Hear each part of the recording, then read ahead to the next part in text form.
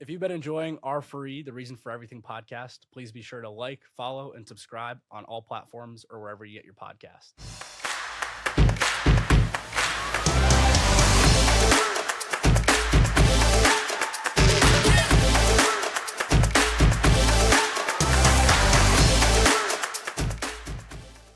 This idea of reason for everything, things are happening for you, not to you, and coming out with the podcast was kind of the MVP way of me just instead of sitting on my couch with my laptop up, like trying to, hold the steering wheel, still trying to figure out how to get a business off the ground. I'm like, hey, let me get this podcast started. I'll talk to cool people. That's a smart And idea. along the way, this is my minimum viable product. So, when I do have whatever idea that comes to me, whether it's in 1 year, 5 years, 50 years, I have a personal brand that I'm building. I'm building a network and talking to This is the reason why I started my podcast. I know that. That's why I wanted to talk to you. That's the exact same reason.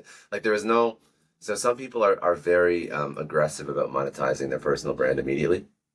I was building a company when I started my podcast, right? So there was no need to like really try and like gate content or sell courses or sell coaching, like what a lot of people do, like almost immediately, right? And sometimes like a little bit too soon, they try and sell courses about things they don't even know about. So that's the whole other conversation. But for me, it was like, okay, we can. I don't know if you want to include any, but yeah, so we can include all this.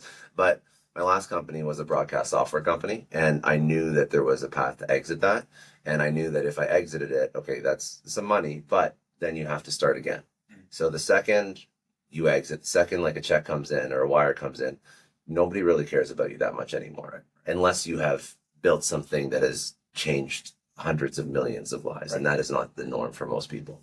So I was like, okay, this is going to be over at some point in my life. I don't know when, hopefully sooner than later. Like hopefully we, build it, it's successful. We exit it, and we did 4 years ago. But I know that if I want to build something else, I'm not going to be retired after this.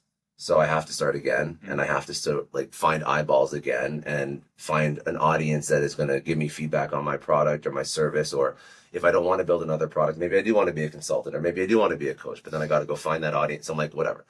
I'll pick the Gary V model of build the audience, and then whatever I do in the future, I'll launch products into that audience. Yeah. And that's literally what I'm doing now and what you're doing now. So. No, I heard it. I think it was actually a Gary V quote that I heard regurgitated by Hormozy and everyone. Right, everyone. He's like the OG. So 100%. And it was basically like, your niche is just what you care about. You shouldn't like go and say, oh, I want to find my niche and build this niche. Exactly. And so for Hormozy talked about, for him it was sales and gyms and everything there. And for you, it's same boat, sales, marketing. Yeah, but it's evolved too. Exactly. That's so even like the first version of my podcast was called Sales versus Marketing, because at the moment I was CRO and I was thinking like, how do I sort of unpack all the stuff that I'm doing in my day to day and then teach it to. It was going to be like somebody coming up in like the sales and marketing arena. But then obviously as companies acquired, sort of my life expands. I start doing some investing. I start focusing more on not just sales and marketing, but like say, for example, I want to help an entrepreneur go raise money or figure out how to hire properly. Like all the things that I've sort of figured out in my career, like then you start to have different discussions with some of the guests you have on, because you want to have a more diverse audience, because you don't want to niche down and pigeonhole. Niching down is great at the beginning if you really do want to monetize immediately. But if you're trying to build like a community, I don't think that going broad is an issue. It will just take you longer to build that community. But for me, it was a long game. Like I have a thesis that I've said multiple times. I will commit 15 years of my life to anything. And I do believe that if you commit 15 years of life to anything, you will be some version of successful at it. Just people quit way too early. So of course that includes like, learning from mistakes and building out feedback loops to see what's working, what's not, iterating, sort of evolving. But if you do have a smart person that commits 15 years of their life to building something and iterating through all the things that don't go right, you're going to be a version of successful at it. So I'm like, listen, I'm not in this for the short term. I want to build an audience that is focused on, like a high performing individual that cares about building a business, that cares about building a legacy, that cares about not only like operational and tactical success, but also like life success. And what does that mean? And it's like, then I bring on like Stephen Kotler, who's written like 12 books on flow state and shit like that, right? So there's a lot that I've incorporated into my life that now I incorporate into the content that I create, because I also realize that if you are going to be successful in a traditional sense, like make money, there's a lot of other things that you have to include into your life that gets you there. So it's not just about knowing how to optimize like a Facebook ads campaign. Like there's a lot more to it, because you have to be able to figure out, okay, how do I optimize my cognitive performance? How do I optimize my energy levels? How do I optimize my focus? How do I optimize my relationships? Because any of those other adjacent topics can sidetrack or basically destroy the chance of you being successful in business or career. So I think that and I also believe that too many people focus on just business or just mindset. If you think about even like Gary Vee it's very focused on like social, for example. Or if you go on the other end of the spectrum, like a Dean Graziosi is almost all mindset and not that many tactical takeaways. Right. But I do believe that you have to have that bridge between both to be successful, because anybody who is, even if they don't realize it, has so many hacks to optimize their performance that it's not just operationally sound individuals. Like they are people that have optimized their mindset consciously or subconsciously. So it is both of those arenas you have to play in. And that's what I'm trying to sort of like give over my content. But that's like an evolution of me understanding that as I've grown as an individual. It's not how I started. So no, I love it. No, it's great. I mean, one of the pieces of content that you put out that really captured me in your funnel, if you will, was, and I want to make sure to keep it sales oriented Sure. for whatever that is. So you wrote, master these 3 things and everything else will fall into place: mindset, systems, and connections. And that just spoke with me so it just resonated. And on your bookshelf in the back here, if you ever watched Success Story, on the bookshelf, you have Atomic Habits back there. Of course. Yeah. There's this whole concept of now the optimization trap, and people get so spun up in being so optimal with their time and efficiencies, and you can kind of fall into this. But I'd love to know, as an entrepreneur, as a creator, are optimizing your day-to-day, what does that look like for you? What are the systems that you have in place so that you can put all that stuff to the side and focus on building whatever it is that Scott's building? Yeah. So optimizing is great, and systems and habits and processes are important, and I'll walk through mine. I just want to premise with the fact that, again, people tend to want to over optimize. And if you are so focused on over optimizing and there's a certain kind of personality that things like sort of derail a little bit, then it all goes to shit. Yeah. So it's very much like the analogy is you want to go back to the gym and you've never gone to the gym, and then you go, January 1st, and then you like eat like shit, and then you stop going to the gym because your whole concept of what you wanted to accomplish has been derailed by like a slight little modification to the plan. So I think that it's very important that if you do optimize, like you still give yourself the ability to screw up once in a while, and not like 80-20 rule. Yeah, exactly. 100%. So most of my so the basic things that I do is I'll batch a lot of the stuff that I take on. So I'll batch my emails. I'll check emails in the morning, at lunch, and at the end of the day. So I don't check emails in between. Like I'll batch calls like in between the email checking. I set up all of my content creation in buckets. So if I'm recording podcasts, I'll try and record like 3 or 4 in one day. If I'm writing a newsletter or doing like a whole bunch of written content, I'll block off between 4 to 9 on a Sunday night to do all of my content for the next week. And then I'll schedule it all out. So a lot of my optimization is batching and like allocating time to it. But for example, I'm not going to like, if something happens on a Sunday night and somebody wants to go out for dinner or whatever, I'm not going to let that derail my whole week. Like I'll reallocate that time somewhere else. So I sort of like move my blocks of activity around based on my schedule, but I always designate that much time to that block of activity because I know that has to be done for that week. Other things that I try and optimize, my other things that are important to me. So like my health and wellness, my physical fitness, I'll go to the gym every single morning at the same time because that's like a routine for me. It gets me out of bed. I more or less eat the same kind of foods throughout the day so I don't like overthink. Like I try like, the whole like whatever, Steve Jobs only wearing like the black turtleneck, like remove all the options that are not really that important to you.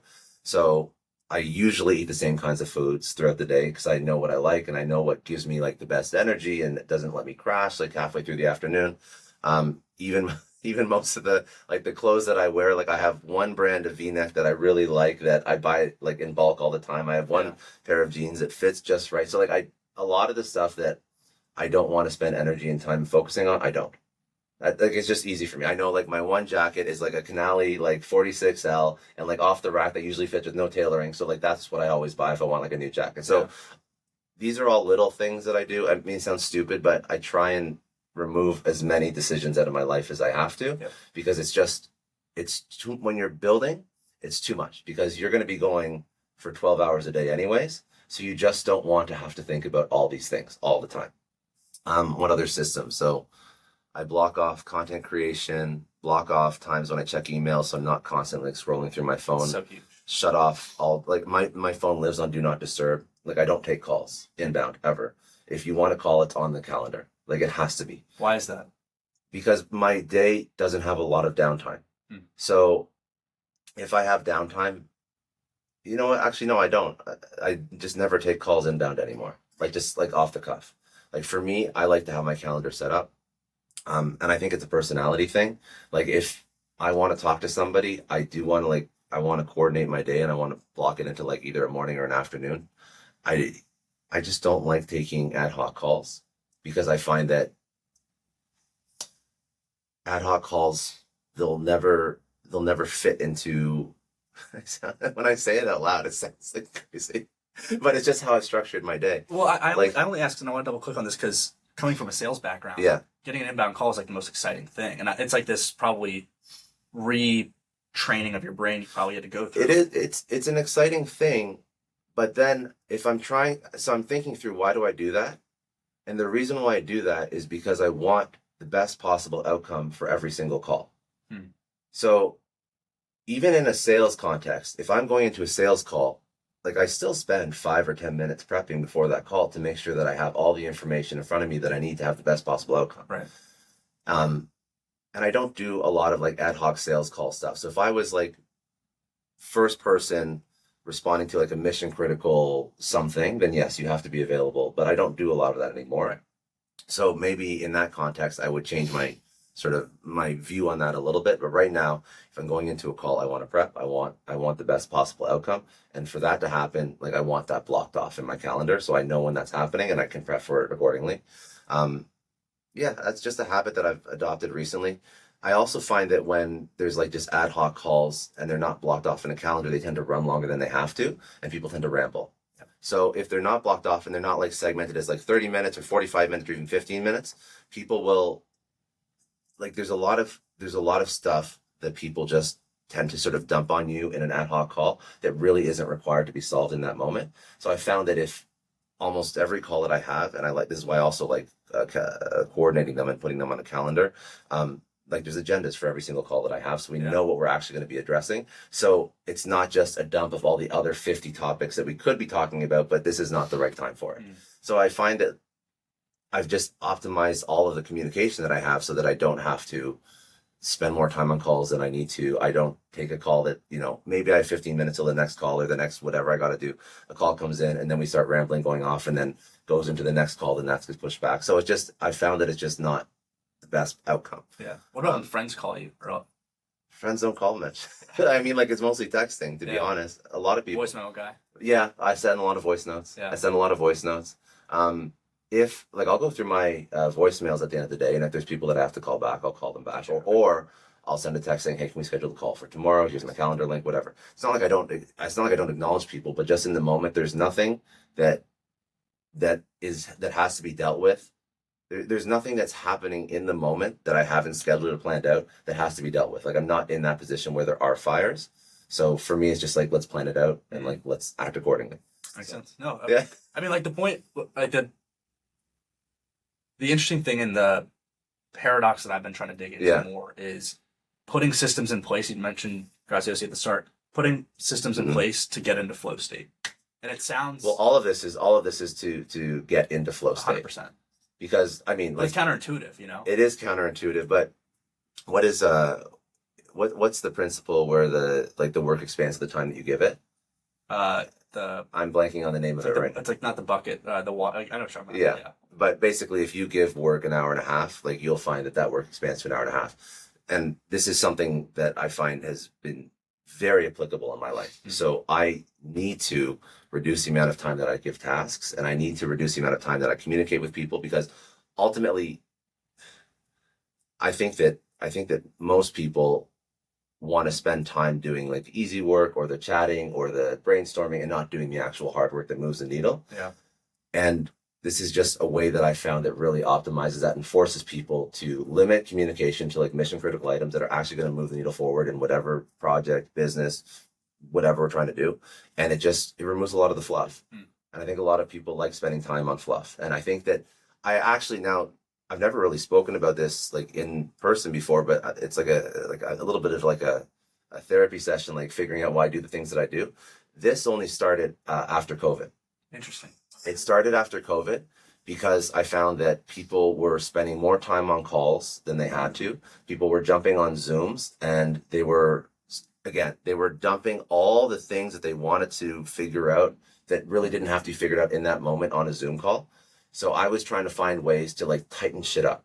Yeah. So that people wouldn't waste my time, but also their own time. Because people would much rather chat than actually get work done.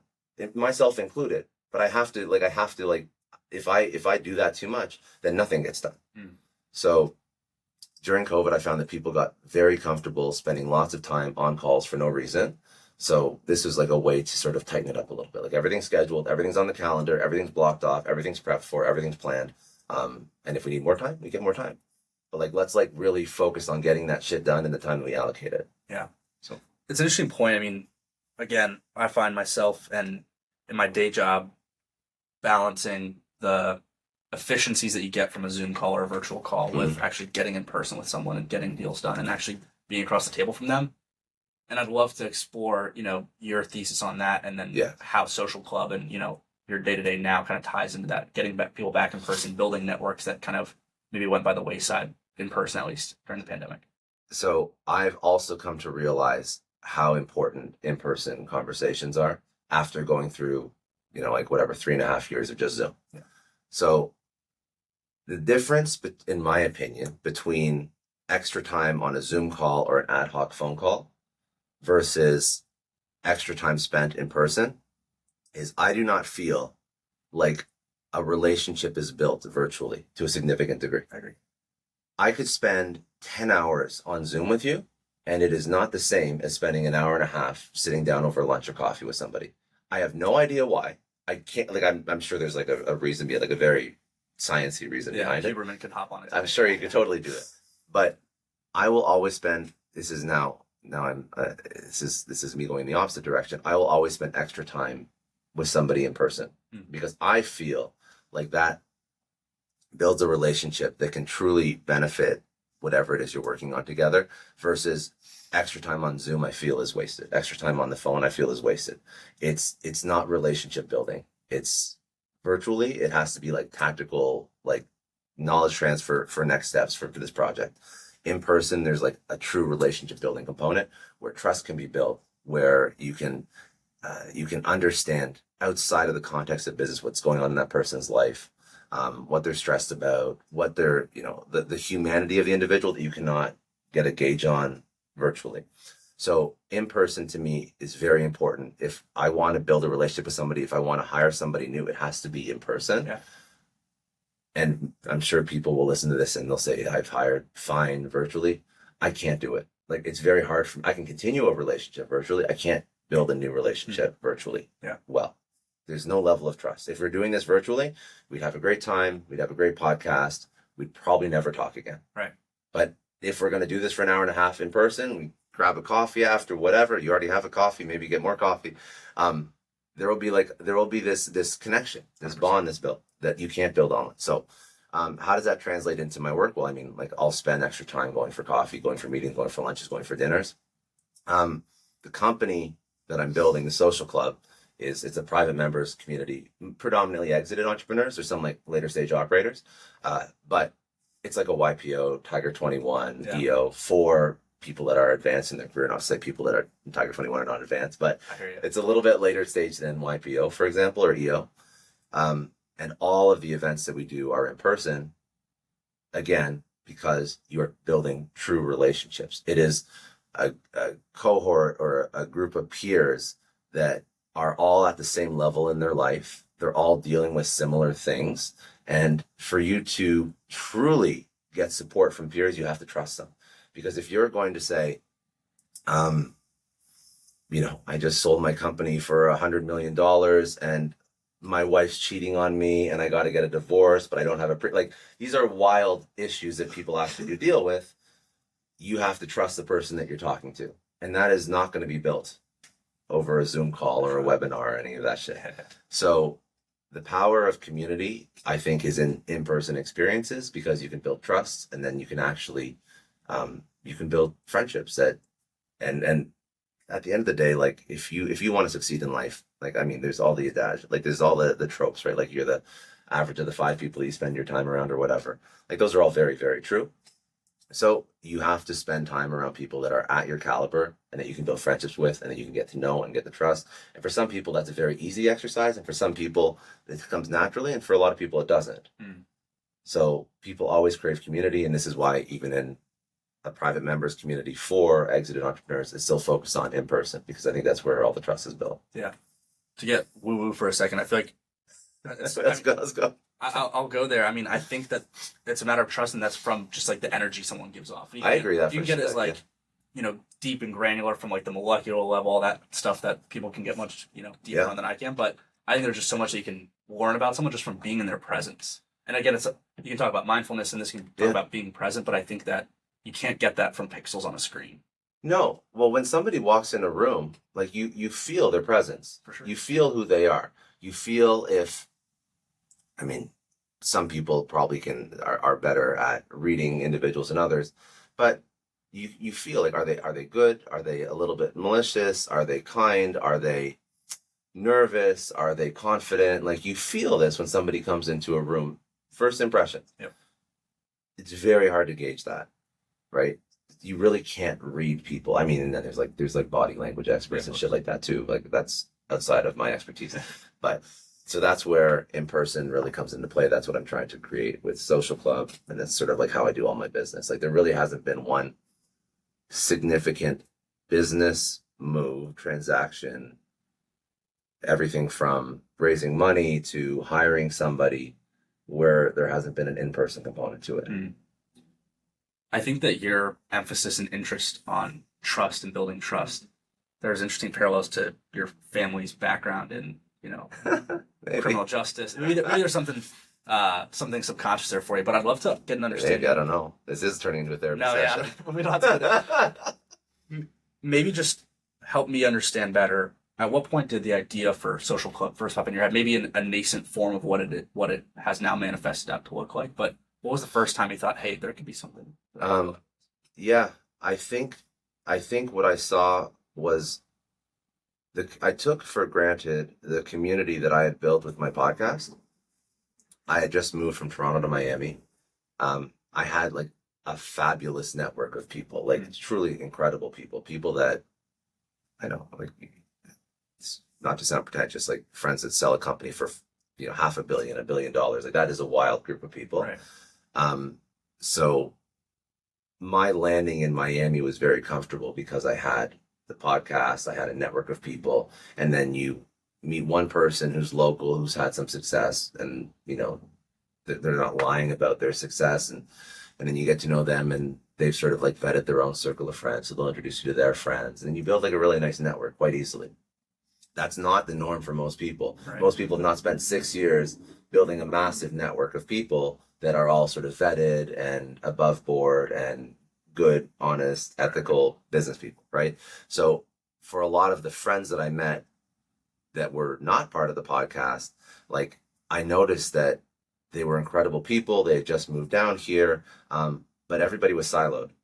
Like nobody had really strong networks because they had come, especially Miami. It's always been a little bit of a transplant city, but even post-COVID, you have all the people that, like, all of my friends are actually not from Miami.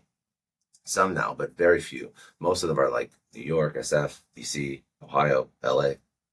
So they all moved down here and they all have great networks back home.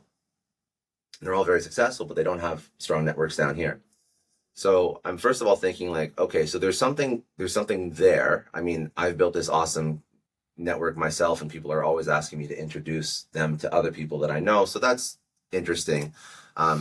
But then I I also look at YPO and I look at EO and I look at Tiger 21, and I am building Social Club for me as the avatar, somebody that has exited a company, but I'm a little bit too advanced for YPO because I'm not a current operator.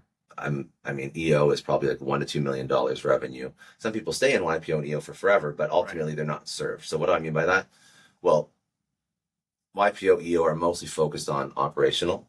Tiger 21 is mostly focused on wealth, but I also know that people that exit a company care about a lot of other things too. So yes, wealth, deal flow, investment, legacy planning, tax mitigation, all those things.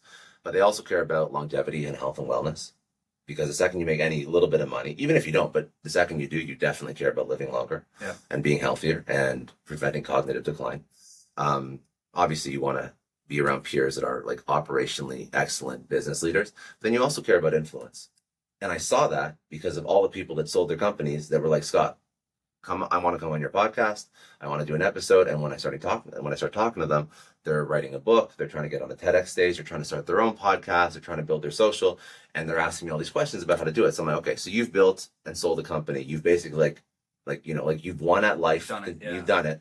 But now there's another thing that you want to accomplish, right? So I'm like, knowing the fact that there's, especially in Miami, there's a whole bunch of transplants that are successful, simultaneous to the fact that there's no community that serves 4 buckets, so business, wealth, health, and influence.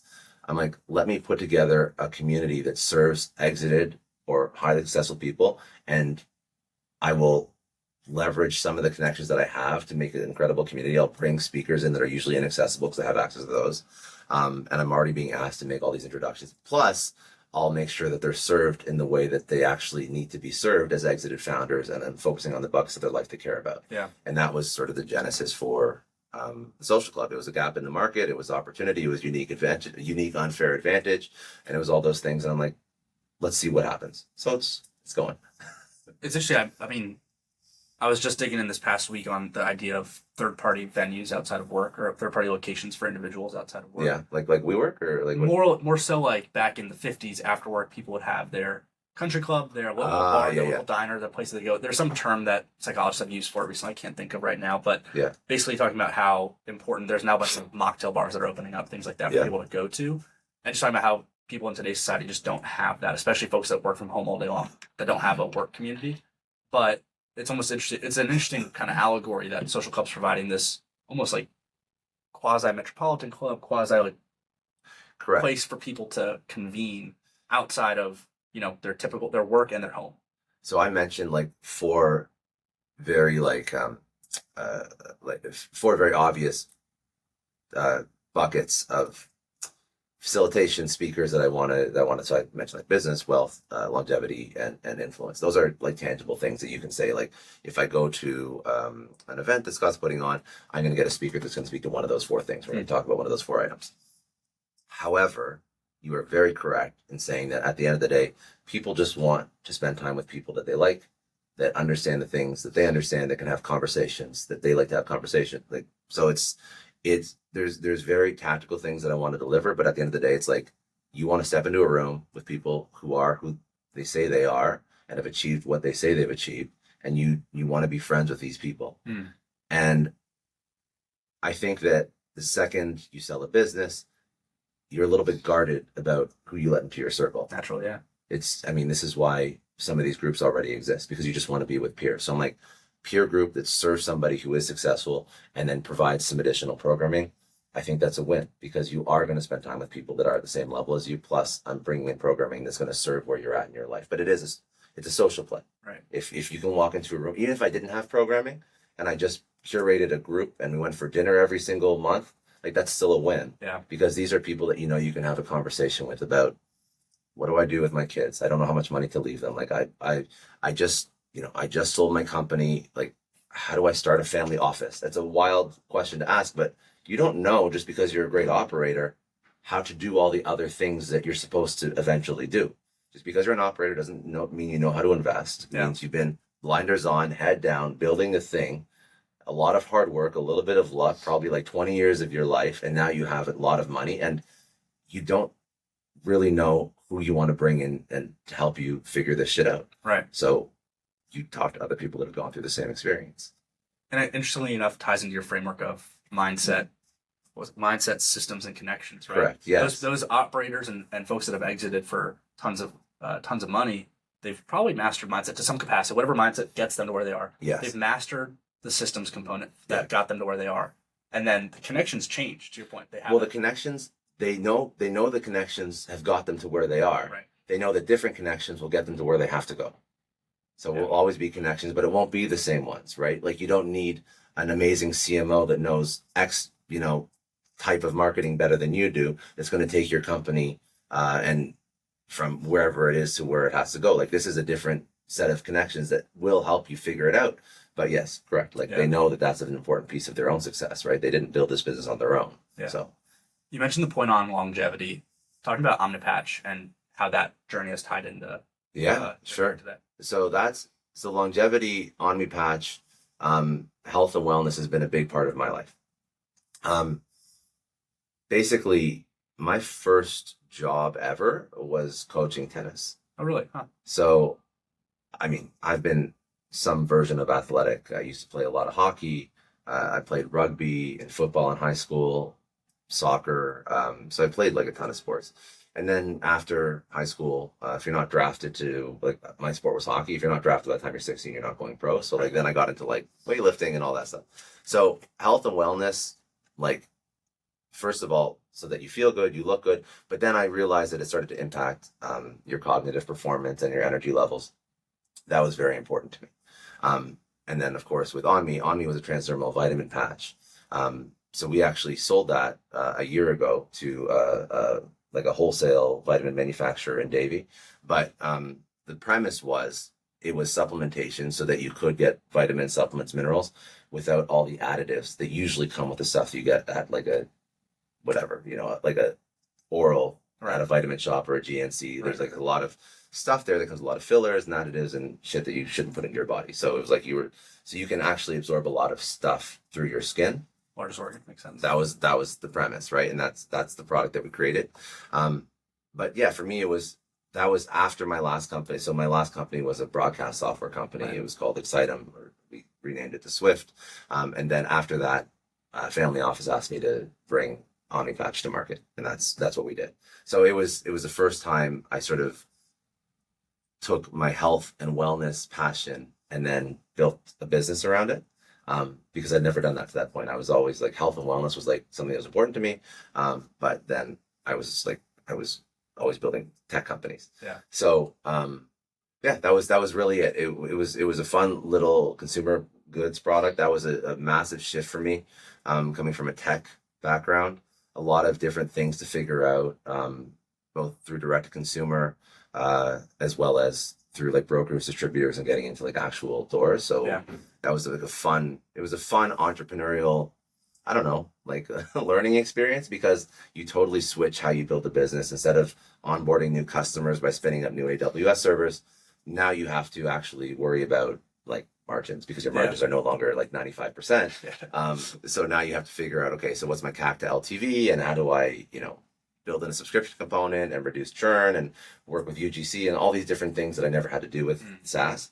But I mean, like, that's fun. So you learn a whole new version of entrepreneurship and business. But it played into something that was like super, super important for me. And I think for now, a lot of people, because when I got into health and wellness and I was worried about macros and I was messing around with intermittent fasting and I was trying different supplements, again, to like not only like feel good, look good, but like feel energized throughout my entire day, which is like a very, actually right now with my health and wellness journey, for me, it's, I like to gym every morning, but okay, am I going to still be sharp at like 5-6 in the afternoon? And I'm not hitting like any slumps. So I sort of like, I optimize my diet for that. Yeah. But now it's very popular. Now, like post-COVID, people are so cognizant of their health and wellness, right? Like everybody's doing like this peptide or red light sauna or cold plunge. It's funny because I was into this stuff like years ago, but now like the masses are getting into it because they realize that if you don't take care of yourself, you're not going to have a very good life. So Onme was like playing into sort of that hype cycle of the market, but I don't think it's going away. No. Anything that removes garbage from your body, anything that makes you feel better, live longer, like you're gonna try it out at least. Yeah. Yeah. So As we round out here, one of the things you frequently publish on and you talk about a lot is pursuing your passion / the passion trap. You you had an interesting point. I wrote it down because I didn't want to butcher it, but if you do have a passion in what you're doing, it's easy to sustain it for a long period of time before the money starts to find you. Yeah. And I really like that point about the money starts to find you. And we talked about this on the outskirt, right? You build something that you're passionate about, Correct. and the money will, I know it's like the cliche, the money will come, but like, I feel like there's this theory that, oh, you go like, quit your job and the money will come, go pursue your passion. And you wrote about that very recently, but so you shouldn't quit your job. And first of all, passion is difficult. So this is what I believe about passion. First of all, I think motivation is I don't think motivation is very useful because motivation leaves immediately. The second it gets hard, motivation is gone. With passion, you will be passionate about the thing that you build when money starts coming in. Like you will find passion for it. Like if you started like a dog food business and you're making tons of money, you will start to get super damn passionate about dog food. I think passion is fine, but we have to have this like Venn diagram of passion plus what the market needs. And if we have passion plus what the market needs, and I think that there's like an actual term for ikigai. Ikigai, yeah. I had like 5 hours of sleep last night. Ikigai. So it's like what you're good at, what the market needs, and then there's one other component to it. I think it's what you're good at, what you're passionate about. Yeah, what you're good at, what you're passionate about, what the market needs. So I think that's a very important framework to think about passion, because if you are passionate about something, but you're not good at it and the market doesn't need it, then obviously it's a massive waste of time. So yes, passion is good. Passion will carry you through like those sort of like lulls when things aren't working out, but you also have to make sure that you are setting markers for, is this business moving in the direction that I need it to? And if not, then you're iterating and you're pivoting or you're trying new things or whatever.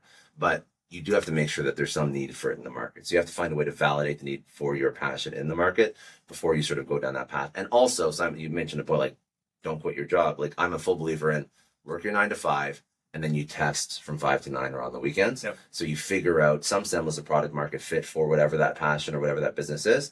And then once you double your income from your 9 to 5, that's when you can pursue it full time. And in 2024 with gig economy, with no code tools, with the amount of, free information you can find on YouTube, like you do not need a ton of money or a ton of resources to start most businesses that can make a lot of money. Yep. There is a very interesting graph that shows the amount of employees required. Maybe you can find these graphs and like put them all on the screen if you want, but there's a very interesting graph that shows the amount of employees over a time period that are required to hit $1 million in revenue. And it's like, I'm going to make up numbers, but just to illustrate the point, in 1950, it would be like 100 employees would be required, right? But then you see this graph along the y-axis, like you see this, obviously this line like decrease dramatically to the point where in 2024, you need like 1 employee to hit $1 million in revenue. So that's because of all the access to information and resources, take advantage of geographies and go on Fiverr or Upwork or TopTal, whatever it is. But yes, you can do that in your free time. And then once you have, again, semblance of product market fit, and there's different ways to measure product market fit, but you have a little bit of semblance of product market fit, then that's when you can triple down on your passion per se and like pursue it full time. Yeah. But I'm also a big fan of like building out that MVP of whatever that product or service is. Like if even, for example, let's do a more complex example. If you were going to build a software product and you are not a developer, this is what Buffer did. So Buffer spun up a landing page. They put, I think it was like a type form or something on that landing page saying like, would you pay for this product if we created it? And it described the product, it described all the utility, it described the different price points, and they pushed traffic, the founders pushed traffic to that landing page and captured all the individuals that said, yes, we'll pay for it. This is how much we'll pay. These are the features we want. So you actually have like this zero code, like pre-product, pre-revenue list of individuals that have already committed to paying for exactly what you say that you're going to build. Yep. And then now you've figured out that there's either some product market fit. You can go find a technical co-founder. I always recommend not doing a dev shop. Or you could even take that list and say, like, listen, VC angel, look at this is I've already found out that there's like 200 people that are willing to pay this price point for the product if we create it. Let's go build it. Yeah. So I mean, that costs you like what? You go $30 a month, like maybe nothing. for Squarespace or whatever. Nothing, Yeah. right? And then maybe a couple ads, but you could also do some organic social, push people to that page as well. The point is, it takes nothing to validate an idea, and then you can start to pursue it. And even then, if you pursued it, I still wouldn't quit your job. Yeah. But I mean, you can de-risk the whole entrepreneurship journey like significantly. Mm-hmm. So I love that dog food example. Scott Galloway, Professor G, Prof G, talks about if you go into tax law and you become a tax attorney, no one's passionate about tax law. true. But if you go and you become the best tax attorney you could possibly be, and in turn you're able to go and take care of your spouse, your kids, Correct. your parents, it's going to be this feedback loop where then you're able to go and stay at the Four Seasons, do whatever you want to do. And then from there, when you go back to your desk as a tax attorney, oh, it's kind of sucks, but look at this amazing lifestyle you get to live. So it's like there's this whole feedback loop that you can get if you go do the best that you can there. And that's kind of one side of that kind of entrepreneurial journey. But I like that idea of also de-risking the entrepreneurial I like de-risking the entrepreneurial journey. I also don't want people to be static in their career choice. So say you are a tax attorney and you are making money. There's a lot of different entrepreneur or business ideas that can come from that. Right. I mean, What are the legal Zoom guy? I mean, Like, some yeah. some lawyer. like you can think of technology. technology that Yeah. solves problems in your own life. That's usually so. The highest success rate of an entrepreneur is somebody who's been in an industry for like 10 to 20 years, and then they find a problem that they're dealing with, and then they go build a solution for that that problem. It's like the inverse. Like you always hear, like, you know, entrepreneurs have like a 90% failure rate. Yeah. If you solve a problem you've been dealing with for 20 years that no one else knows about, and you go sell it to your peers, it's like a 90% success rate. Yeah. And that's actually what entrepreneurship usually should be. It's not the Stanford grad that goes to build like the next, like whatever piece of tech that's going to change the world. It's you're solving a pain point that is so niche that only you know about, that you have the authority to go solve. And I think that's what people should focus on. But that takes 10 years in a field to 10 to 15 understand, years of or 10 to 15 years Yeah. of experience to understand like what that thing is. But that de-risks, again, it's all about de-risking and then thinking outside the box. If you put in, like, again, 20 years as a tax attorney, there's a lot you can do with that. Mhm. There's a lot of different things that you can build to serve your own community. But then you can also, for example, you could forget about even building a product. You could go raise money and you could go acquire other like tax attorney businesses, because now you know what good looks like. Yep. You could go raise a fund and your thesis could be like, listen, we're going to do a roll up of like tax attorney offices and then go sell it to a private equity firm. Like there's so many ways that you can make money if you understand your industry and you have this, again, competitive and unfair advantage based on your experience, which Yeah. is really what you need as an entrepreneur. So good. Thanks, bro.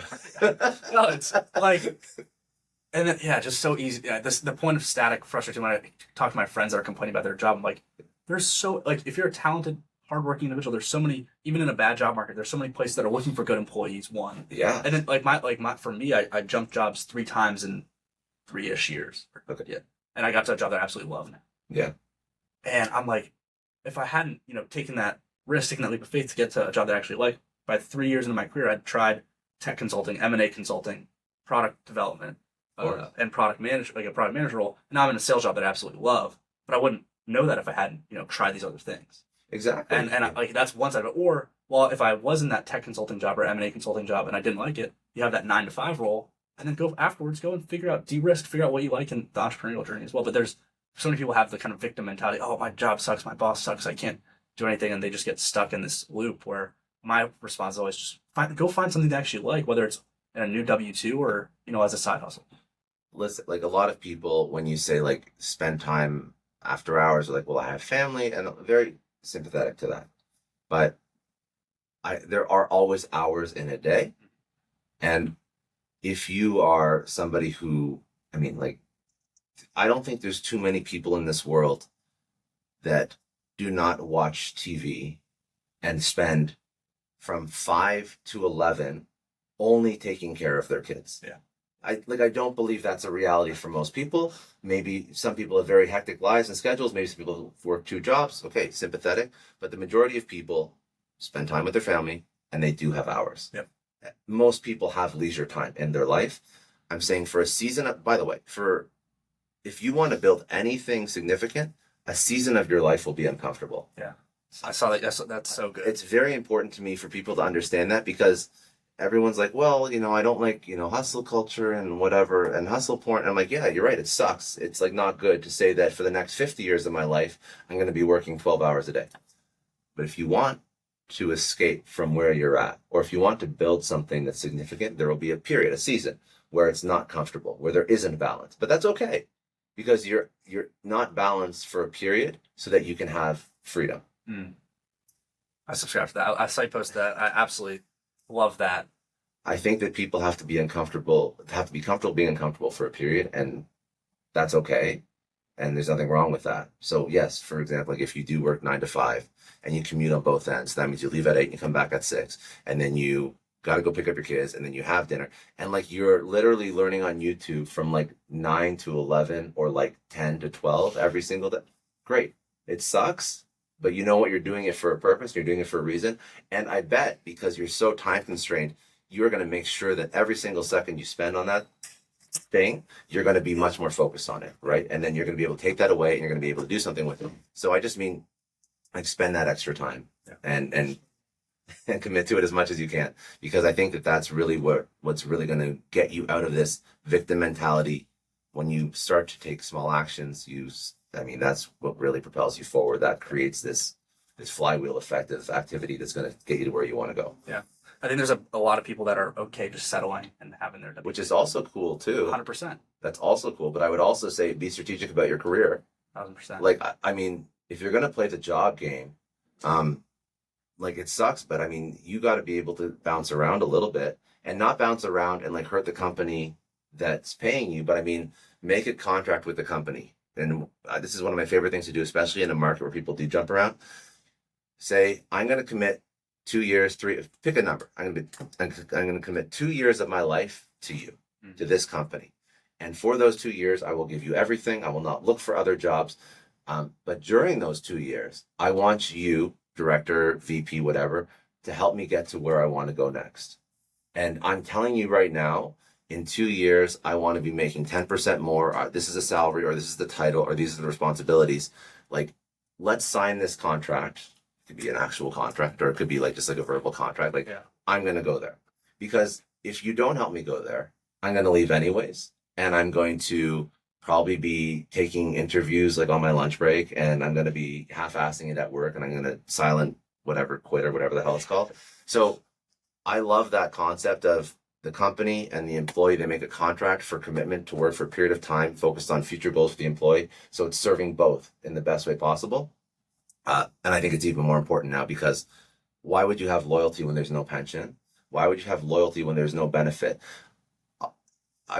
I know for a fact that if you're working for one company and you're getting paid one salary, and you quit and you go to a competitor, you'll get a pay bump faster than if you stay at your own company. 100%. So if, like, people aren't stupid, so let's play the game people want to play it. And that's where I think you get the most out of people that you actually hire. And that's where people that are getting hired understand, is this a good company that's actually going to serve me in the future? So then you're setting yourself up for future success, and you commit to each other for a period of time, and you know where the end goal is going to be.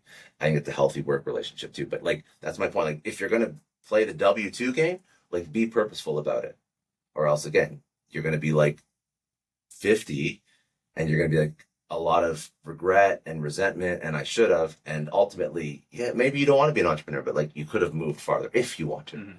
Or if you don't want to have more responsibility, optimize the life that you want with the role that you have, and get the most damn money you can, because like, life's tough already, right?